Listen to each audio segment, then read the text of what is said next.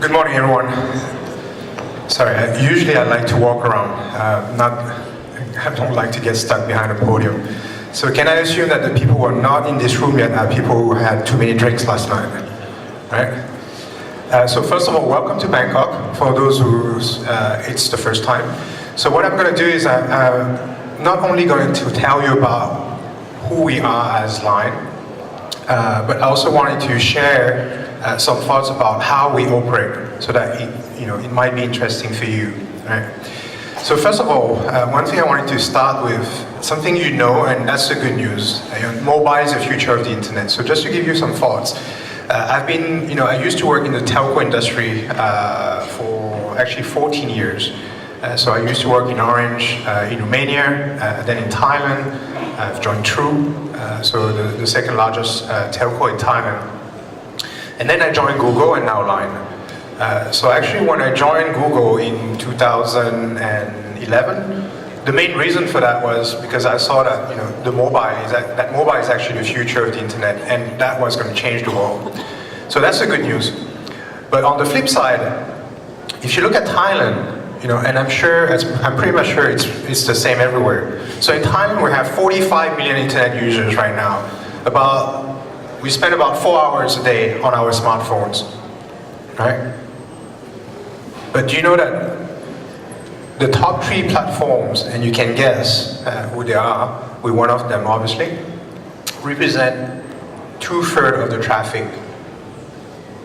2/3 of the traffic. The entire traffic, in Thailand is with 3 platforms, right? And 2/3 of the time is also with 3 platforms. Right. So I think there's 2 sides of the coins, and that's probably one of the reasons you're here. And typically in any industry, not just telcos, you have essentially 3 players today, right? You have the startups, you have the incumbent players, which actually you're part of, and the tech giants. Okay? And I think it's going to be interesting about how it plays out in the coming years. I have an idea about, I have my view about who's going to win. I wouldn't be here otherwise. And obviously, what it means is, we're entering the era of platforms. And I'm not sure if, some of you have seen the videos from Scott Galloway, the NYU professor, who's a fervent, I would say, he's studied like what he called the 4 horsemen. So basically Apple, Amazon, Facebook and Google, and he made a very interesting speech very recently about these 4 tech giants should be broken up. So go to YouTube, have a look at Scott Galloway.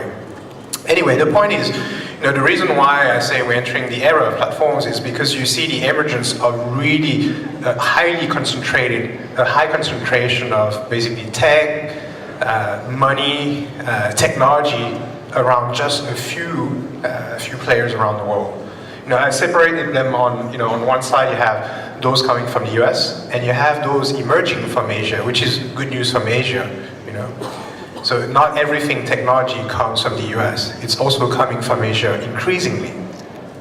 But what it means is basically, the power that they have is massive user base, data, the technology, the engineers that they have, and the funding, right?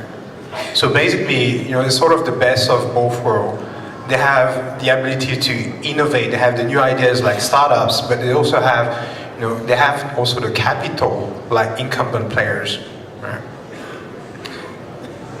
So now let me tell you about Line and who we are. So let me ask you a question: who uses Line in this room? Right. More than I thought, since you come from 40 countries, I heard, right? So let me tell you about who we are.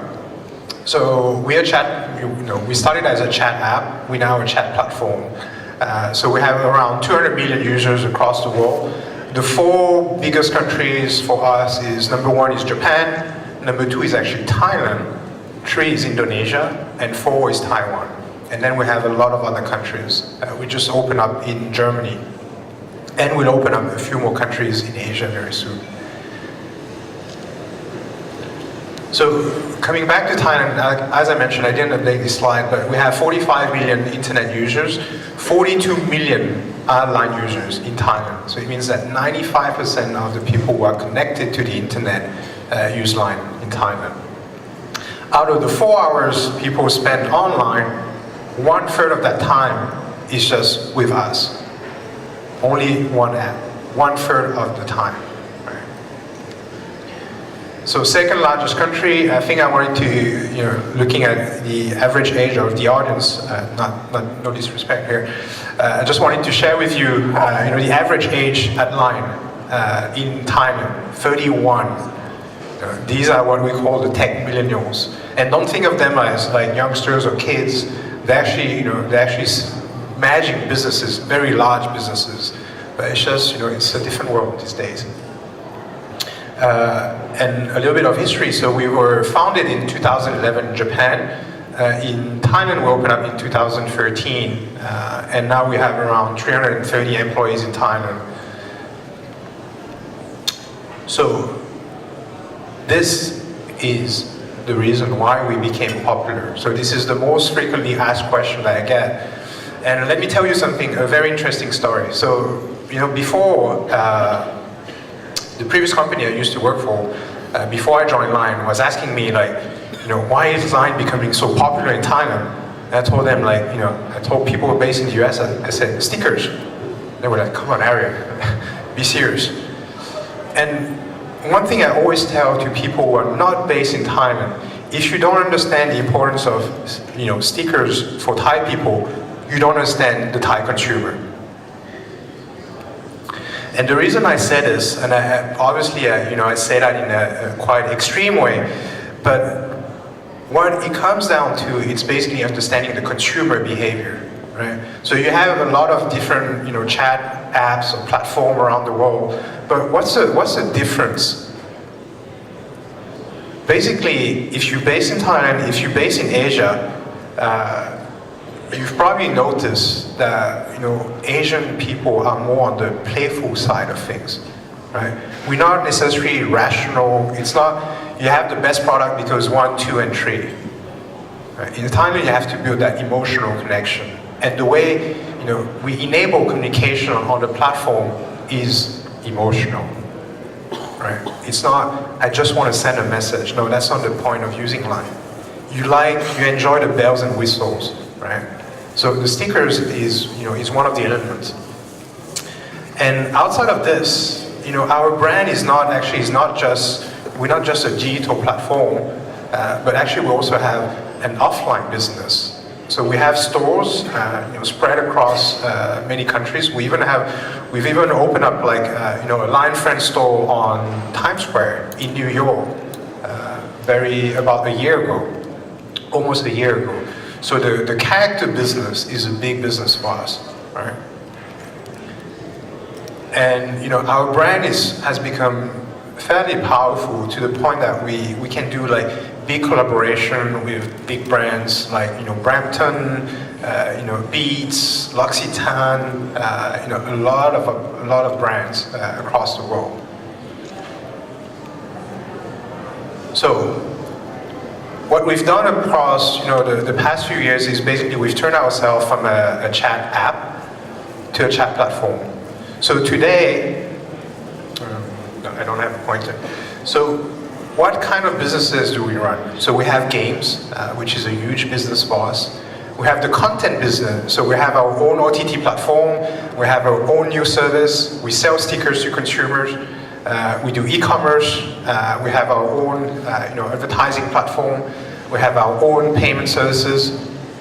And we also have O2O services, like a service that's called LineMan, the M that you see. But I have a team that's called the new service team, and their job is basically to come up with new services, all the time, right? And out of these sort of 6 businesses that we have, not all of them are actually making money, right? Some of them we've started to monetize, and others we're investing in the future. So I wanted to share with you a couple of cases, a couple of learnings, or how we operate. So first of all, obviously in the tech business, we compete with a lot of older or bigger tech giants. And one thing we've identified is the only way for us to win is to be hyper-local. So what it means is that for Thailand, I have the flexibility and the freedom to come up with new services just for Thai users. I can invest, I can acquire company, regardless of what Japan and other countries are doing. So obviously we have global services, right? But we also have highly localized services. So it means that out of Thailand we're able to drive innovation, right? And these services I'm going to show you are designed for Thai users, right? So I'm just going to give you one example. And I picked one relevant example because I saw one of the tracks, and usually telcos want to get into the OTT business some way, somehow as well. So 3 years ago, we've developed a service that's called LineTV. So it's localized and it's a curated OTT platform. But what I wanted to share with you is, how we came up with this idea in a country, where other video platforms are pretty massive. I came from one, right? So I know.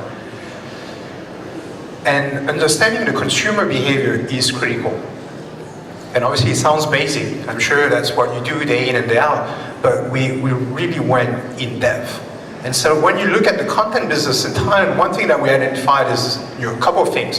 One is actually 90% of the content that Thai consumers are watching online is in Thai and is from TV. So Thai people are still watching TV content, but not on TV. They watch it on mobile, right? So that's the one thing that we identified. The second insight that we identified is this. With the millennials, today's millennials, speed matters. Speed matters. So when we upload content from TV to LineTV, we do so within 2 hours maximum. So I got asked by a lot of executives from TV channels, Ariya, do you really need our content in 2 hours? Because they feel that 24 to 48 hours is pretty fast. But for millennials, 2 hours and 24 hours makes a huge difference, right? And so based on these insights, that's how we came up with LineTV. And so basically what we offer is we offer exclusive TV rerun that comes, when it comes on TV, it comes to us first. No other online platforms. And we have a window of exclusivity for 30 days, right? Knowing that the bulk of the views happen in 2 weeks. The other point is we also invest a lot in original content. So think of like original content probably like Netflix, but these are more localized, right? And these are produced exclusively for LineTV, so not available anywhere else, right? And all of this is free. Just a small parenthesis here.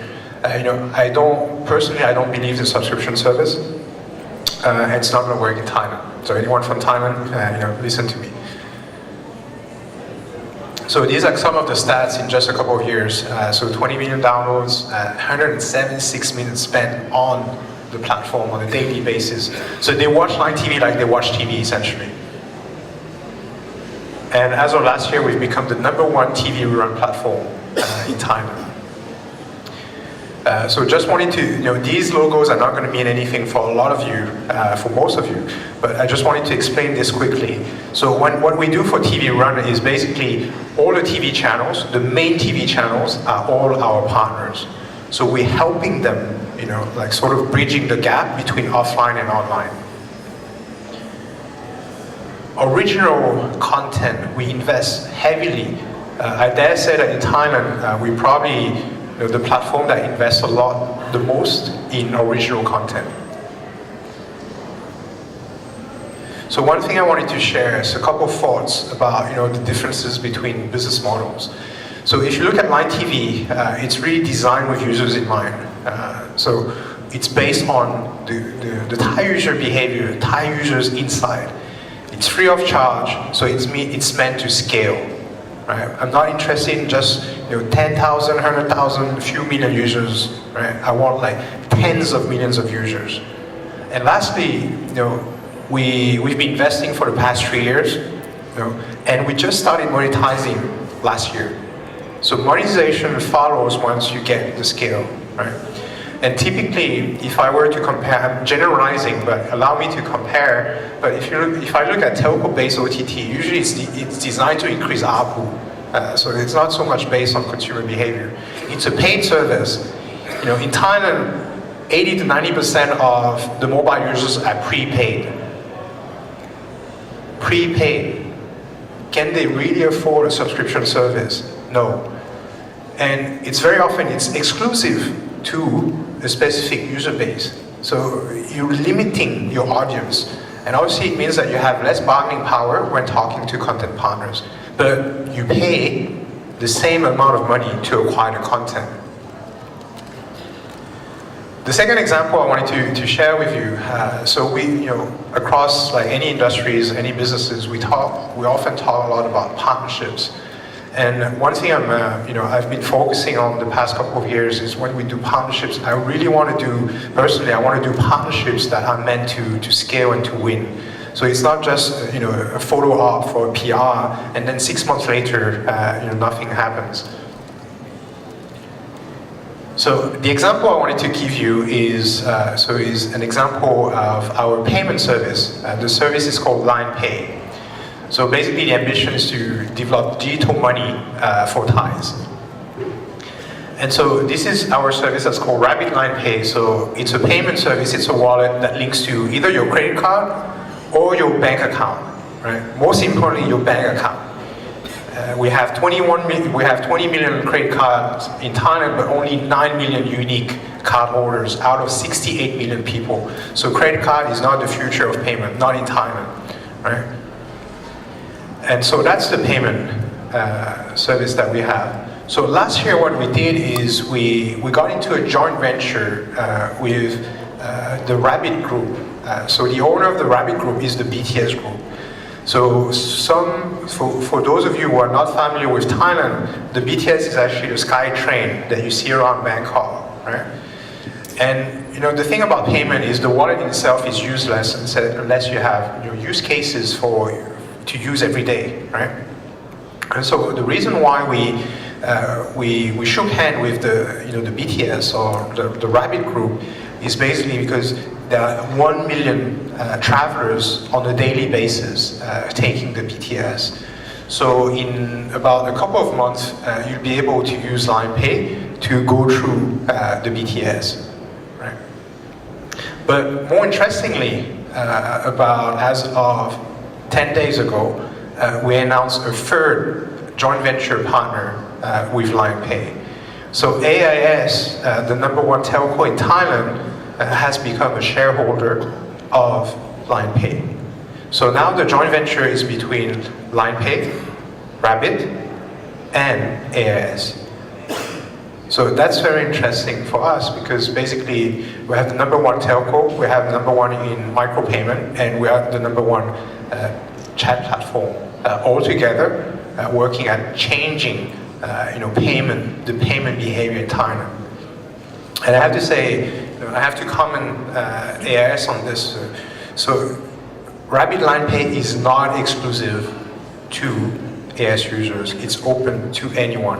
And that's why we didn't change the name to AIS LinePay or whatever. It remains LinePay. So obviously, the ambition is to become #1 in mobile payment. So just so you know, in Thailand we have 16 e-wallets. 16. Doesn't make sense, right? In 2-3 years, you probably have 2 wallets surviving. And my job is to make sure that we're one of them. So this is, very briefly the ecosystem. So cash in, cash out. But the main point is to try to create as many use cases as possible for users to use LinePay on a daily basis. Whether it's transit, whether it's the services that we have on our platform, whether it's utility bills that AIS brings into the picture. So payment is the next battlefield in Thailand. The last example I wanted to share with you is we also invest in what we don't have, right? Rather than building from scratch. So we recognize that we're not good or we're not strong at everything. And so we look at partners, we look at startups to work with us. We've only been around for 7 years. The only way for us to catch up with our competitors is actually through investment and acquisition. So I showed you the example of Line TV earlier. So massive investment we're pouring into Line TV to acquire content. We do not produce content. We work with TV channel, production houses, content partners, and we co-invest with them. We're good at being a platform, and they're good at producing content. And that's how we work together. We also invest a lot in the tech space. So last year we acquired a local Thai startup that actually became our engineering team in Thailand. So now I have my own development hub based in Thailand. So it allows me to develop my own services independently from the other countries. We also partner with a lot of Thai startups to build new services. So LineMan is our O2O service. And we partner with Lalamove, with Alpha, with Vongnai. So these are some of the local, even regional startups, allowing us to scale faster. So let me share a couple of key takeaways. So let me amend that in the most respectful way. So having been in both telco and tech business, just wanted to share a couple of things. So partnering with tech. Telcos and tech are sort of natural partners for me. But I wanted to share you some of the insights of how we sometimes work, or what I've observed of tech partners working with telcos. And I know that there are also tech partners outside. Basically, we care about speed. And obviously, in every country, every country is dominated by 3 to 4 telcos. So it's not hard to go and talk to all the telcos. And so speed is super important. Very often, the question I get asked is, can we be exclusive? And it's again, we don't like to be exclusive because we want scale, right?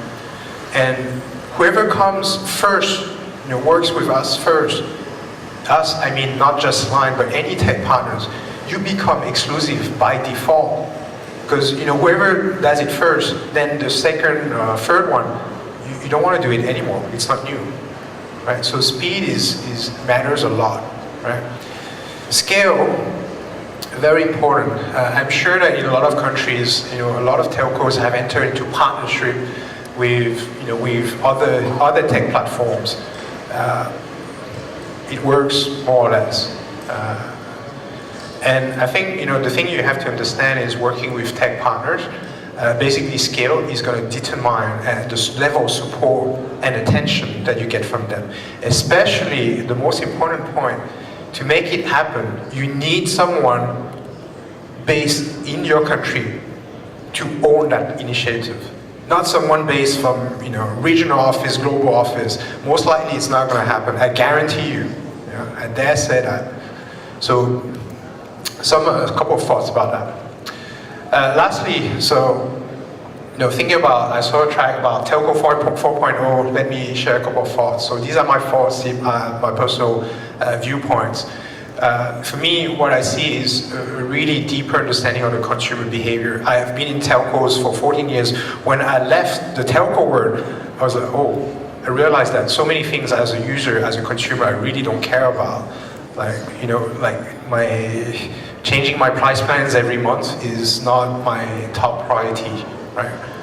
And so, understanding consumer behavior, what they consume today, because what they consume is actually not your services. They consume content. They communicate through chat. They shop, on e-commerce platforms. So a lot of these services are not yours, and it's important that you understand the behavior of your users.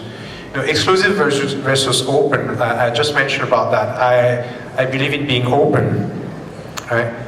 creating an awesome customer experience. So, you have thousands of price bands, and that's not a great customer experience. The IVR you put your users through is not a great user experience. So I see a lot of opportunity, a lot of pain points that are opportunities for you to actually create new services and new user experiences. In-house development versus investing in acquiring technology.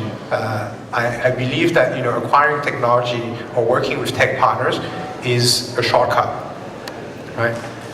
And partners, partnership, so partner for scale, not just for PR, and create new business models. So create business models that are different from those you have today. And it also means that you probably need to also refresh the talent pool. So like I mentioned, if you want to design services for millennials, you need to have millennials also helping you design those services. So I'm over time. My name is Ariya. If you want to reach out to me, here are my contact details. I also apologize, I got a lot of emails. Unfortunately, I wasn't able to reply. So you have my line ID, my email, just a caveat, I reply very slowly, so just bear with me. Thank you very much.